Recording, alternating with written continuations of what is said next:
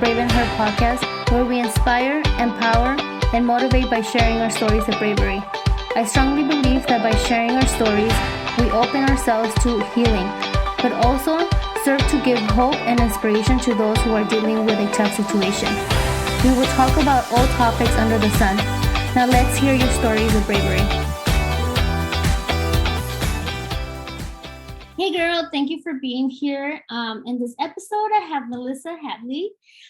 She is a health and fitness coach, and she is also the host of the Happy Party podcast. And she's here to talk to us about her journey on health and fitness, how she started and how she's doing now. And so, hi, Melissa, how are you? I'm good. How are you? I'm good. Thank you for being here and for being brave and sharing your journey through your health experience. Thank you. It's a pleasure to be here. So thank you for having me. Do you want to start by just telling us a little bit about yourself? Sure. So I'm Melissa Hadley. I live in Massachusetts, and so I'm on the other side of the country from you. But I have a husband, super supportive. Matt is his name, and I have 3 kids. So one just turned 12, one just turned 5, and one just turned 3. So they're all over the place, all different ages. Yeah. So I am a certified personal trainer and a certified health coach with the Institute of Integrative Nutrition. I partnered up with a company 10 years ago, just over 10 years ago, to help reach more women in a bigger capacity than I could locally with their health and fitness. But prior to that, I was diagnosed with multiple sclerosis in 2009. And that has really been the catalyst to me wanting to help more women attack their health and fitness goals, because we're only given this one life and this one chance to really nail it with our health. And the healthier we are, the easier it is to tackle what life throws our way, you know? Right. Yeah. So I agree. And like you said, the healthier you are, the I guess you can attack whatever comes your way, right? yes. Health wise. Yeah. You have better chances on, I guess, surviving anything. Yeah. And even mentally too, if you feel better, once you get a workout in, you just feel better. It releases those happy hormones, so to speak. And so you're able to tackle things just with a clearer head, and it becomes easier. When you take care of yourself, you can handle other things better. It's easier. It's never easy, right, to handle what life throws us, but when we just feel better, it makes it that much better. Like everything's connected. Our Yes. physical, emotional, and mental health, it's all connected. Right. Absolutely. So you sent me your bio, and I was reading it, and it just amazed me how you said when you were younger in high school you had no interest in working out. Actually, you say you did not like working out. Yeah. So how, like, why and how did you start your health journey to not only do it for yourself but also to coach other women? So it's a great question. It's multifaceted answer. So back in high school, I was over 200 pounds, and I had gone to the Boston Marathon because we live in Massachusetts. That's just kind of what you do. And I was in no condition to even try to run that. But I went, and we went to the finish line. We went to the starting line, and one of my friends said to me, or I said to her, I would love to run this one day. And she looked at me and she said, "You run a marathon?" And I just remember her laughing at me. And we're still friends to this day, and she doesn't remember saying that, but I didn't ever forget it. And so it had always been a goal in the back of my head, but I clearly wasn't taking the actions necessary to do such a thing. Fast forward, and I started running in college. Now, I don't love running. I don't, at this point, and still don't love exercise, but now I can appreciate my ability to run. But when I was in college, I got a flyer in the mail to do a triathlon with the Leukemia and Lymphoma Society. So that was my first. I really like to challenge myself physically, mentally, with business, all the things. And so this was my first real physical challenge that I could train for, and there was a finish line ahead of me. So I trained for that, really started to like being healthy. And then, so I did that, and I ran some marathons, and I qualified to run Boston in 2008. I qualified to run it in 2009. It's the only marathon that you have to either raise a ton of money to get a number, or you have to run a qualifying time. And so I had qualified, and it's a big deal.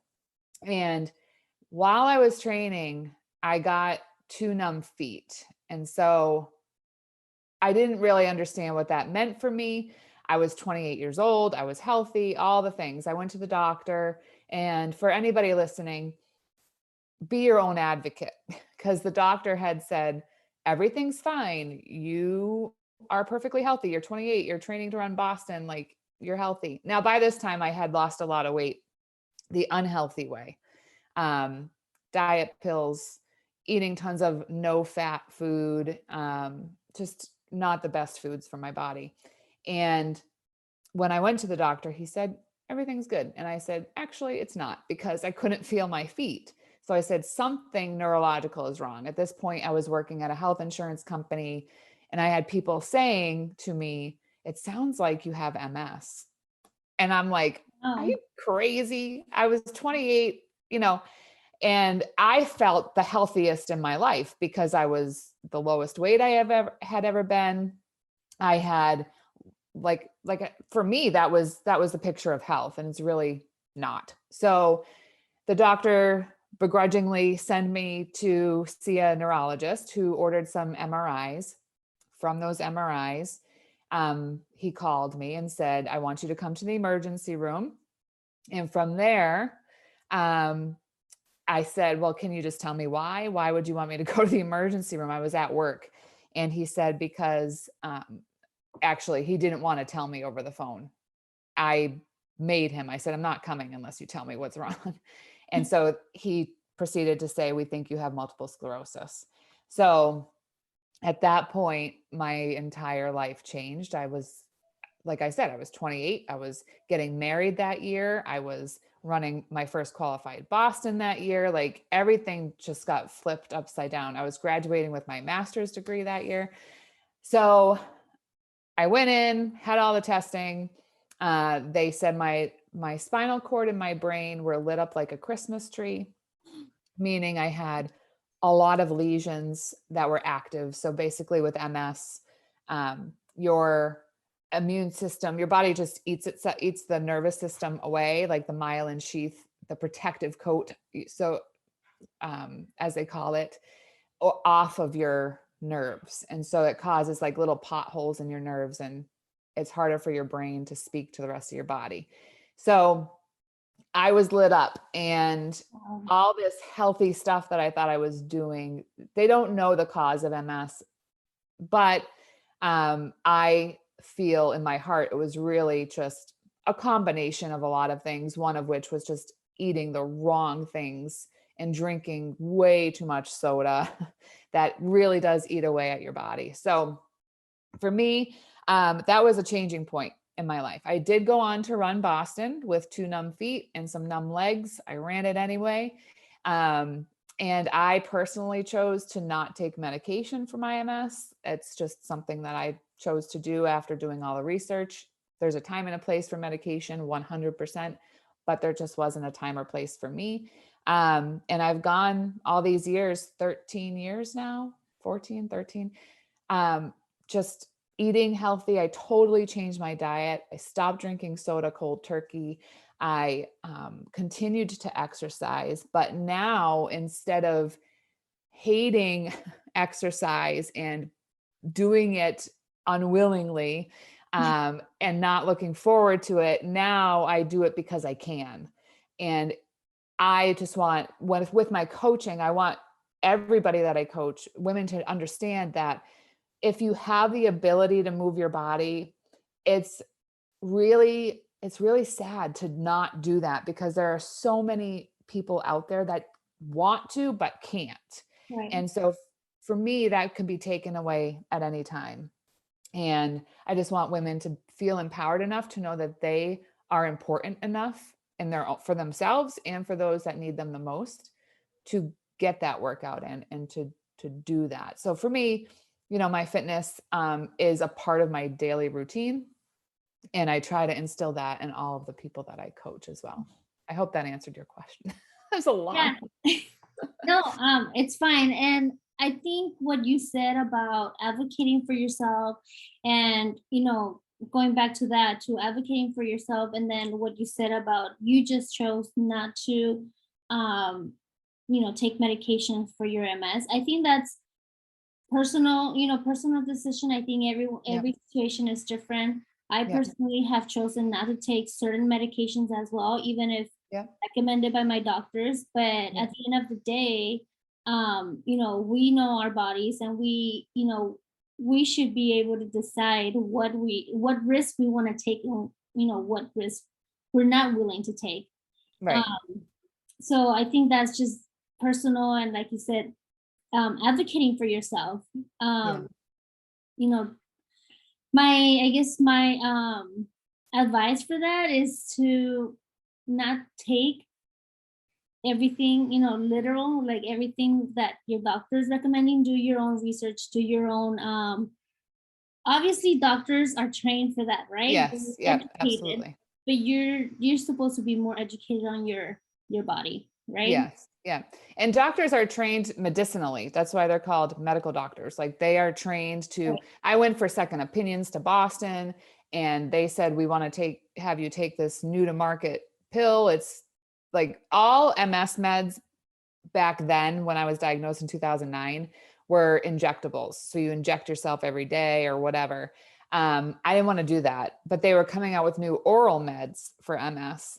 But they were brand new to market. Now, remember, I worked at a health insurance company. So I know about new to market meds. I know the side effects and the risks. And I had talked to some of the doctors that I worked with at the health insurance company and got their opinions and their thoughts. And so for me, it wasn't worth the risk. Now those meds are not new to market. They are on the market and they have been for a while, but it's important for everybody. Like if you know something is going on with your body and your doctor's like poo-pooing it, push, you just push, and try different things. So for me, I just go the holistic route, and maybe that's not right for you, maybe whatever, but you got to do what's right for your body. Yeah.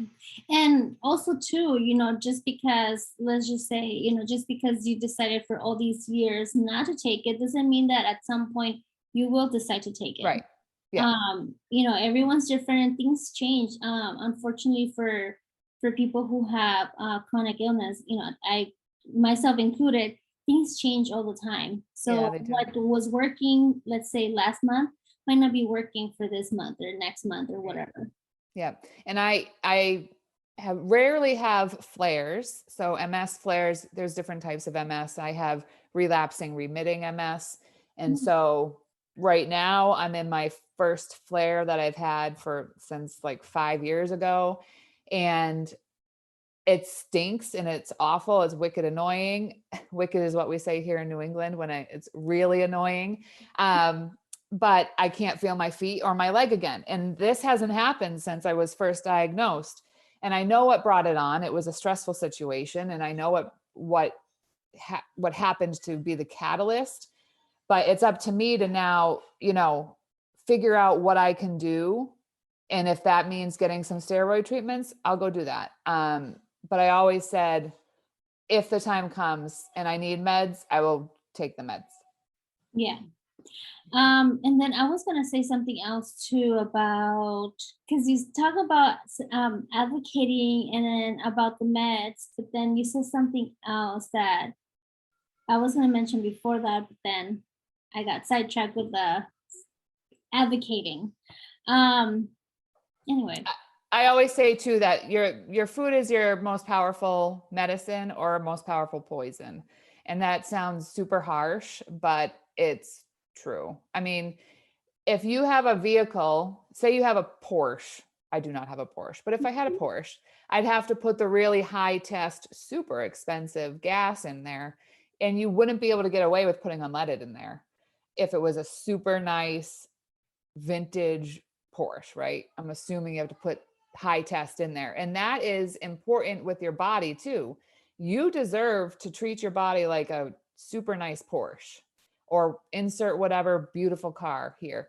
Because if you're going to feed it fast food and Splenda sucralose filled stuff and diet sodas, regular sodas, it's going to run as such. It's going to run like a jalopy versus running like that high test car if you're putting whole foods in there and drinking enough water and getting enough sleep and moving your body. When you move your body, it gets your digestive system going. And like I said earlier, kicks in those happy hormones. So you got to do all those things. And when you do all those things, your body reacts positively. So.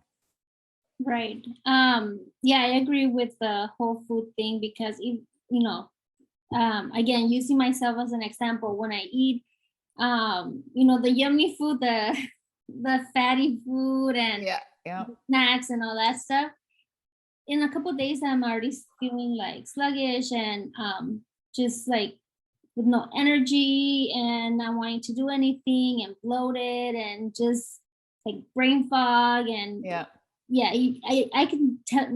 can totally tell the difference between when like I eat healthier and when I indulge in like the not so healthy stuff. Oh yeah, 100%.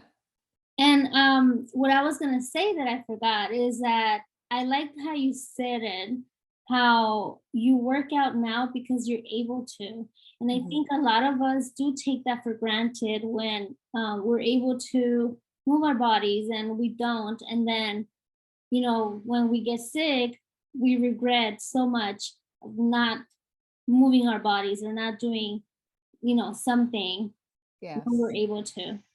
Like preventing things from happening. And the last thing I would want is for anybody to get to that point where the doctor gives a diagnosis and then they're like, okay, this is the line in the sand. Well, draw that line in the sand before it gets to that point, because you can prevent that from happening most times, not all the time, but take those steps now. So one thing that was interesting, the neurologist said, I can't believe you even were able to walk in here because my MRIs were so bad. And I said, well, maybe it's the fact that I've been working out, and as a trainer, I work a lot on my balance anyway, and I always have. With MS, you can lose your balance easily because you can't feel your legs sometimes, or your feet. And so I had been working on my balance already. So if I hadn't been doing that and then got this diagnosis, I might have needed that wheelchair. I don't know. And I don't want to know. So do it before you get the diagnosis. Yeah. And I think, correct me if I'm wrong or if you see things differently, but I think we live in a society like, here in America, we live in a society where it's more common to do treatment than like be a proactive. Yes, I agree. More reactive than proactive. Yes, we react, and like I said before too, the first thing to do is to go and get a medicine for it. Where the truth of the matter is, our guts are our second brain. Our gut health determines a lot of what happens up here in our brains, and it's so interesting because anxiety a lot of times is caused by what's going on in your gut health. Headaches are caused most times by what's going on in your gut health. Are you eating a ton of gluten? Are you eating a ton of dairy? Now, foods don't affect everybody the same. Some people have different sensitivities to different things, but most people have a sensitivity to dairy and gluten. But it's way easier to just go have the bread and ice cream, right? It's not easy to cut those things out of our diet. So what's the next best thing? We go to medication. And that's not to say that everybody does that. And that's not to say that everybody has those sensitivities. But I've been there too, where I don't want to give up my ice cream. I don't want to give up my artesian bread from the farm stand or whatever. But I had to do that recently because my body is changing as I get older. And I needed to hone in on those sensitivities, which for me is eggs, gluten, and dairy. Right. Um, so based on your journey, I'm assuming that's why you started your podcast. Do you want to tell us a little bit about your podcast, the Happy Party podcast? Sure. So the Happy Party podcast is a mouthful, but I just want to spread happiness in this world. There's so much negativity out there. Some people hate social media because of the negativity. I love it because I can be a light within the darkness. That's not to say that I love every post that I see, but if I can spread happiness, that's the point. And so on the podcast, I talk about your health and your nutrition and fitness and all the things, but also just appreciation of what goes on around you in your life. Take hold of those dreams and your passions that you have. We only get this one time to live out what's been put on our hearts. And so we talk about that. Last week I interviewed my husband. That was fun because we have another business that we do together. And so it's all about just spreading the happiness, interviewing women across the world that really want to make an impact on the world and do what makes them happy so that they can impact others for the better. So that's what it's all about. Great. And so what will you tell that woman that's listening that she might be struggling with working out or staying consistent with working out, or I don't want to call it diet, but I guess eating healthier. Yeah. You know, a lot of us, I'm including myself, I try it for maybe a week and then like I give up. I'm not consistent. So what kind of advice would you give to someone who who's struggling, honestly? Because most of us, I feel like we're on that boat. We're like, we struggle, but then we beat ourselves up for not being consistent, and then we give up. Yes. So this is a big topic, right? Again, you have to have a big, this is so cliche, a big reason why you want to keep going. So for me, I don't want to end up in a wheelchair, and I want to be a good example for my children, because health is wealth, and I want them to be rich in knowing how important it is to take care of this one body that we've been gifted. And more than the why, because you're always thinking of, well, what's my big why? And it's not to fit into the skinny pair of jeans. It's not to look good at the beach. It has to go bigger and deeper than that. Most times it's so that you can be healthy for your kids, but it goes deeper than that too. And I call it the why behind the why, where you have to sit down, turn on some music by yourself. I don't care if you have to lock yourself in the bathroom, just for like 15 minutes, to put pen to paper and write yourself a letter as to why you keep quitting on yourself. That's what it comes down to. And it might sound harsh, but I've done it too. That's good. Yeah. Why do we keep quitting on ourselves? We trash talk ourselves into thinking that we're not worth taking the time for, when really you have to take the time for yourself so that you can feel your best, so that you can be your best for all of those that need you the most. And so sit down with yourself, figure out the why. So it goes deep and it will get uncomfortable, but you have to take the steps by writing it all down and saying, I've been told blank my entire life, and it has spilled over into my life now.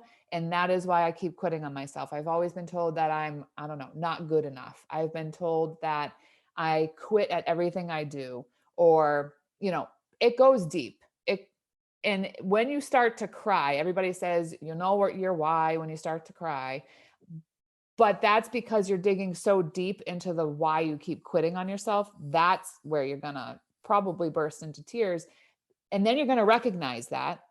And then every time you want to quit and start again Monday, I always tell my clients, and especially in my master class, I have an online class, you need to break up with Sam. You need to break up with starting again Monday, because nobody has time for that. So Start now. Yeah, start now. Figure out that why behind the why, for sure.